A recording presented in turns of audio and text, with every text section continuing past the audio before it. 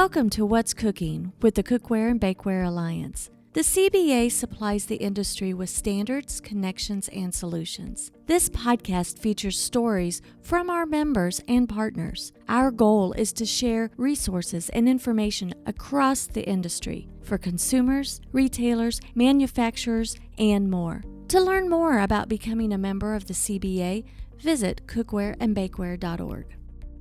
Hi there, I'm Gayla Scrivener, your host for the very first episode of the What's Cooking podcast for 2022.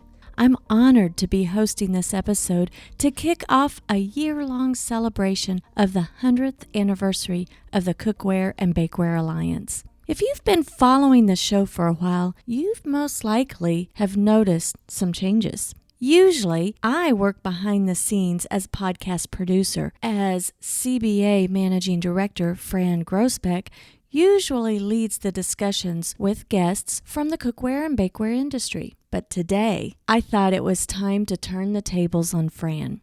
Founded in 1922 as the Aluminum Wares Association, the nonprofit trade association has become the premier resource for the cookware and bakeware industry. In the 1970s, the name was changed to the Cookware Manufacturers Association, or the CMA, where a renewed mission of developing engineering standards for the betterment of the cookware and bakeware industry. Over the last 100 years, the CMA has made changes to meet the times and industry requirements. There was a need to update the association's name to better reflect whom they represent and how they serve the industry. The CMA is now the Cookware and Bakeware Alliance. In today's episode, Fran shares why changing the name was so important at this point in time and what to expect for the future of the CBA. I'm excited for you to join Fran and me in our conversation. Fran, there are some exciting things happening in your world. Why a name change? That's a big deal. It is a big deal. I can't tell you how excited I am to be talking about this because it's been a long journey to get here. I have been honored to be the managing director the last year of the CMA. It is a dream job for me. I've been in cookware for 30 years. I was lucky enough to be a member rep of the CMA for my company for several years. I've always loved the CMA. They've helped me at all stages of my career. And now to be a part of it was just incredible. And in the beginning of being the managing director, I encountered some challenges that I realized maybe it was time to consider a name change. And for two really specific reasons, which we'll get into, put the suggestion before the board in the spring. Everything kind of rolled from there and it landed us in this place where we're really excited. It's not a change as much as it's an evolution. We've changed our name a few times before and each time evolving with what's happening in the industry. And this is another one of those times. So what's the change? So the change is we're going from the Cookware Manufacturers Association to the Cookware and Bakeware Alliance. We get to include the other major industry we represent, bakeware. And if you've seen or own a copy of our engineering standards, you'll see on the cover it says engineering standards for cookware and bakeware. Bakeware has become an equally important category in our market. And I felt it was time that the name reflected both markets. And that's why I proposed that part. The other part of the name comes on a journey with a great team called Springboard Futures. And the word alliance comes in not just from what I've seen as being the managing director, but what I remember as being the member rep. When you're in an alliance meeting, you are sitting there with your competitors and you're all working together to address important issues in the industry. And what better description of that is an alliance? We're all allies at that moment. At that moment, nothing else matters except finding a way forward to make safe products or the right decision for the market. How do we come together? It's a really powerful experience. If you're not part of an association like that, I really invite you to even just listen into one of our meetings. You're watching the top names in our market come together. I get blessed now to do it every week with either our engineering team or statistics. It's really something you can't believe till you see it in person and see these incredible companies come together. And that's how Alliance became an alliance. So you started in the spring. Our association needs to reflect the industry changes. You started in the spring and now it's a brand new year. So did you have a name in mind, or how did that happen with the name? That's a great question. So in the spring, I knew I would be making the recommendation to the board. We always have a board meeting first, and then we have our general member meeting. At the board meeting, it was approved that I could begin exploring this. One of our speakers in the general meeting was Springboard Futures. Following the call, and all our speakers get to attend the entire general meeting. So he got to hear that it was approved and recommended that we were going to explore changing our name. Well, for those who know Springboard, they are the trend arm of the IHA, of the International House and Home Association. I've known Tom Mirabile a long time, and he has this wonderful partner, Leanne Schwarzkopf, which now I got to know really well, and she's a dear friend now, but I have known her from the industry. They approached me and said, we'd like to help you on your journey. And they did the bulk of this work. And I didn't know it at the time. It was really incredible when we got to the point where they showed me the name. But we would have these calls and they would just ask me questions. And they did send me a questionnaire. And we would have these calls and they were recording them. And they were listening to what I was saying. And then all of a sudden one day in the middle of this, I guess it was actually late summer, they came to me with the proposal. And they took what they heard, what we represented, what we did, and they came with some suggestions. And Alliance was in that list. There was a few other names. We went through a long, wonderful journey on the way to find Alliance, but Alliance really kept sticking out. The minute Tom said it, the minute Leanne described, and when they said, members of an alliance or allies, that clicked for me based on my experience and what I saw in all the years being a member rep. So I knew there were some words that didn't make it in, and that was okay with me because I knew Alliance was the key one. And the other part of this is, as we look at the name, we're not just manufacturers anymore.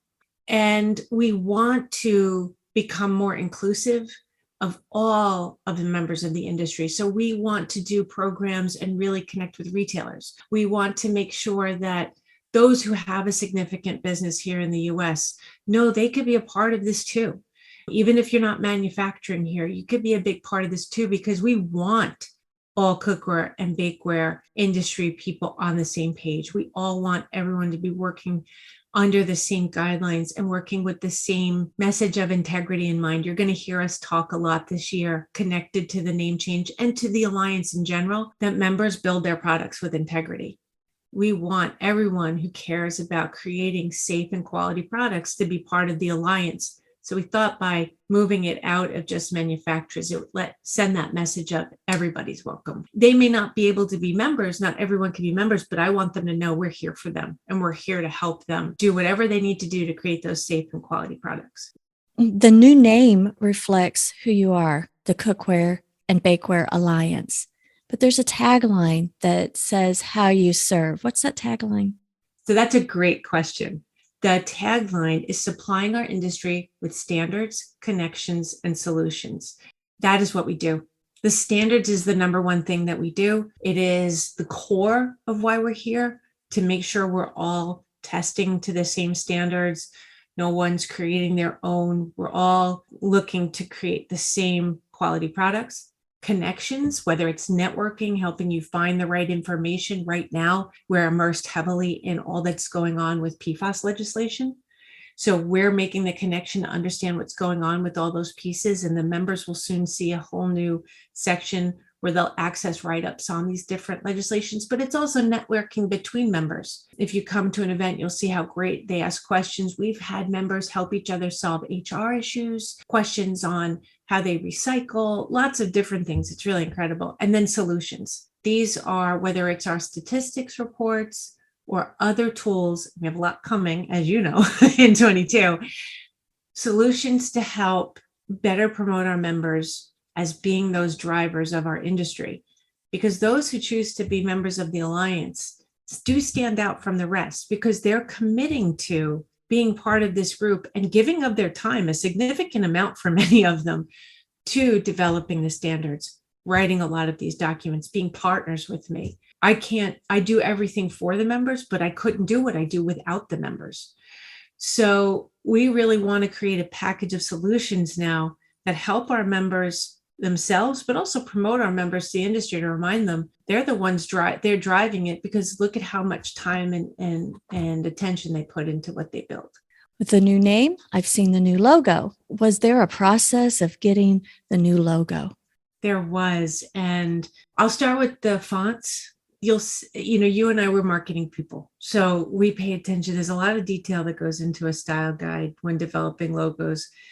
And I'm not sure how many people realize how much attention, even into the size of the font, the kerning, all these different things.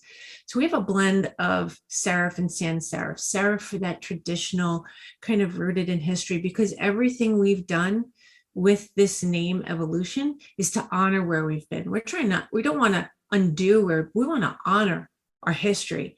And we are a storied alliance. We're 100 years old this year. So we wanted that strong traditional feel with the serif font. And then underneath, you'll see a sans serif font, because we want to show we're moving forward in that evolution, kind of a more modern, cleaner feel. But the badge is my favorite part.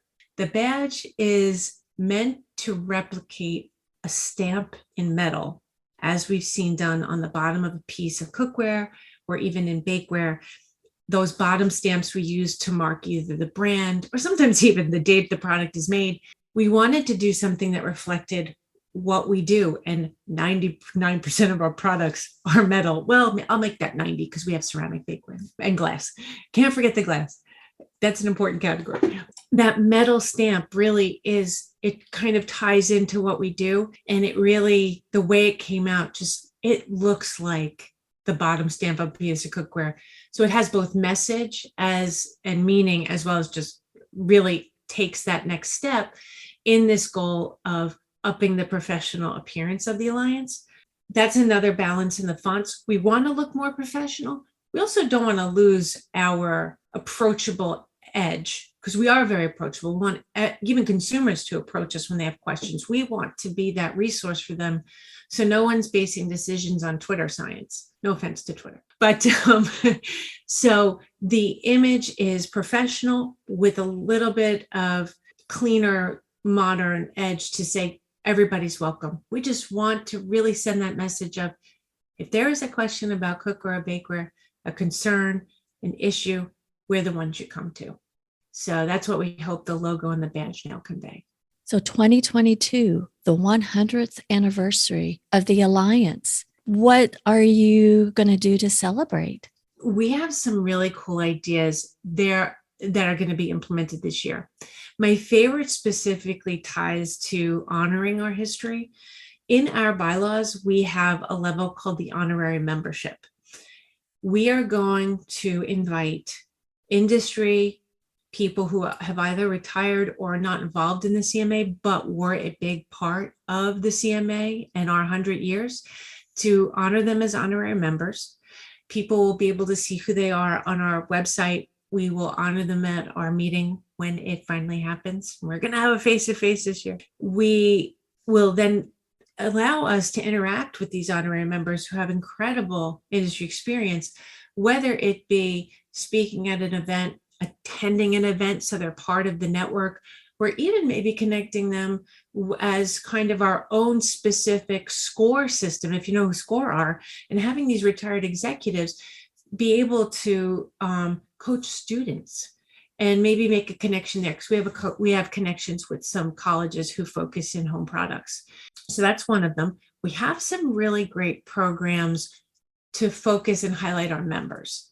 So this year, all podcasts will feature our members. So everyone will get to hear some great updates and news, whether it be product, people, or happenings with our members.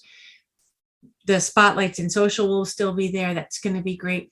We have a few other programs. I don't want to let the cat out of the bag, but I'll say that one will be about, all of them are centered around this theme of built with integrity and sending the message to the industry that that's what our members do. So one of them will be, we're going to start a retailer newsletter. And to those retailers listening, go sign up at our website or shoot me an email and we'll add you to the list. We're going to have some internal communications for our supplier members to our general members.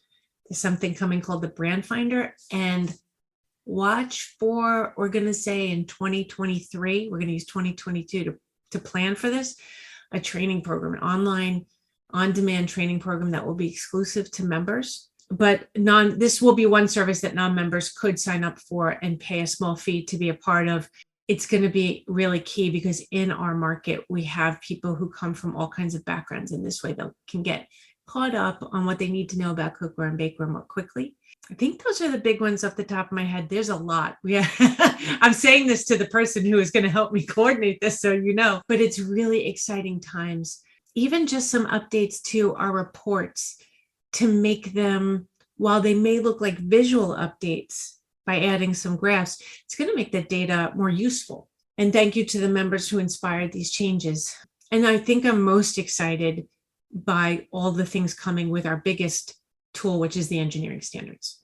We have a protocol coming that we're going to share with third-party labs and retailers to encourage industry adoption of these important standards, get everybody on the same, start working towards getting everybody to the same page. We're going to rebirth our Standards of Excellence program. Really excited for that because that will allow members, that is a members only program, and allow members to really set their products apart on the selling floor and with consumers.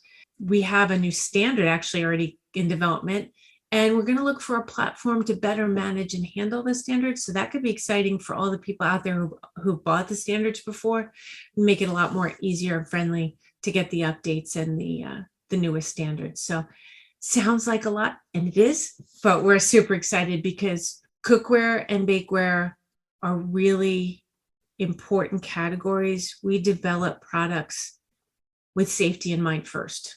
Color and fashion and look and design have to come second to that. So what we do here at the Alliance is so key. And I just want to really shout it at the rooftops that we're here to help anyone who cares about that. If someone wanted to learn more about what membership, who qualifies and what membership means to them, how do they do that? So they can go to our website. And right now, the website is still cookware.org. Coming in the new year, we will be shifting to cookwareandbakeware.org, but cookware.org will still be there. It'll all take you to the same place. You can also email me at info@cookware.org. On the website, though, it does give you can even fill out an application. Even if you're not 100% sure, fill out the application. You can book a time with me to go through it and we'll make sure if you have any questions. But now is the time. All these programs that I talked about will become member-only programs because, like I said before, everything I do is for the members, but I also wouldn't be here without the members. So we want to make sure that all the time and effort that goes into these incredible programs, members are getting the benefit of. And we're really excited. We have some people already interested in joining based on just the name change. So we're really excited to see what 22 brings. Thank you for sharing, Fran, because some exciting things are yet to be revealed. I know, I'm so excited. I can't wait for 22. And I just want to say a big thanks to everyone who helped us get here. You, Gala, Springboard Futures, Scrivener Solutions. I wouldn't be able to do what I do without them. Springboard Futures, a huge shout out. I can't wait to talk to Tom and Leanne about the journey, and just all of the now CBA members. Just thank you for this. It's been just a fantastic and incredible journey, and I can't wait to see what comes next. Don't you just love the enthusiasm that Fran has about the CBA and the cookware and bakeware industry? I get energized every time we get together. Now, remember, you'll find all the links to the resources mentioned in the episode in the show notes. Also, today was just part 1 of the story. Join Fran and me next week as we ask Tom Mirable and Leanne Schwarzkopf to the show for a discussion of what all went into the process of the name change for the CBA. We'll see you then. You've been listening to What's Cooking with the Cookware and Bakeware Alliance. For more resources about the cookware and bakeware industry and information about becoming a member, visit our website, cookwareandbakeware.org.